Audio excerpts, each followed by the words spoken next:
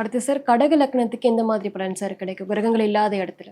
பொதுவாக கடகராசி வந்து ஆட பாட அகங்களில் கற்க தேட சுவைக்க கற்கடகம் சிம்மம் கன்னி ஆடுறது பாடுறது தேடுறது சுவைக்கிறது ராஜபோகங்களை அனுபவிக்கிறது.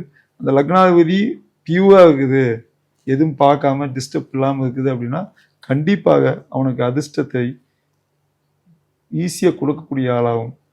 கடவுள் வந்து நாம் அதிர்ஷ்ட குழந்தை அப்படின்னு சொல்லக்கூடிய ஆளாகும்.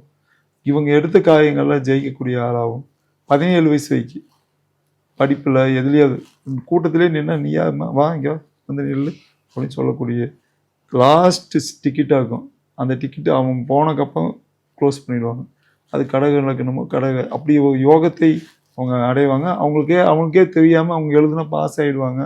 சாதாரணமாக பண்ணுவாங்க, பெரிய யோகத்தை ஃபஸ்ட் ரேங்கெல்லாம் வாங்கக்கூடிய. நான் படிக்கவே இல்லை, சும்மா பார்த்தேன், நான் வந்துட்டேன் அப்படின்னு சொல்லக்கூடிய அந்த லக்னாதிபதி குடும்பத்துக்கும் சரி வாழ்க்கைக்கும் எல்லாத்துக்கும் அவங்க கரெக்டாக கும்பிட்டு நிலாவை பார்த்து கும்பிட ஆரம்பித்தாங்கன்னா பெரிய யோகத்தை அனுபவிக்கக்கூடிய, கடைசி வரைக்குமே யோகம் அனுபவிக்கக்கூடிய ஒரு ஆளாக இருப்பாங்க. சமீபத்துலேயும் கூட நிறைய பேர் இருக்காங்க கடக லக்னத்தில் வந்து ஏகப்பட்ட பேர் இருக்காங்க.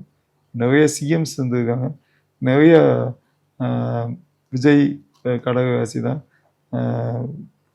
இவங்க அஜித்தும் வந்து கடகராசி தான். இந்த ராசி லக்னத்துக்கு அவ்வளோ பவர் உண்டு.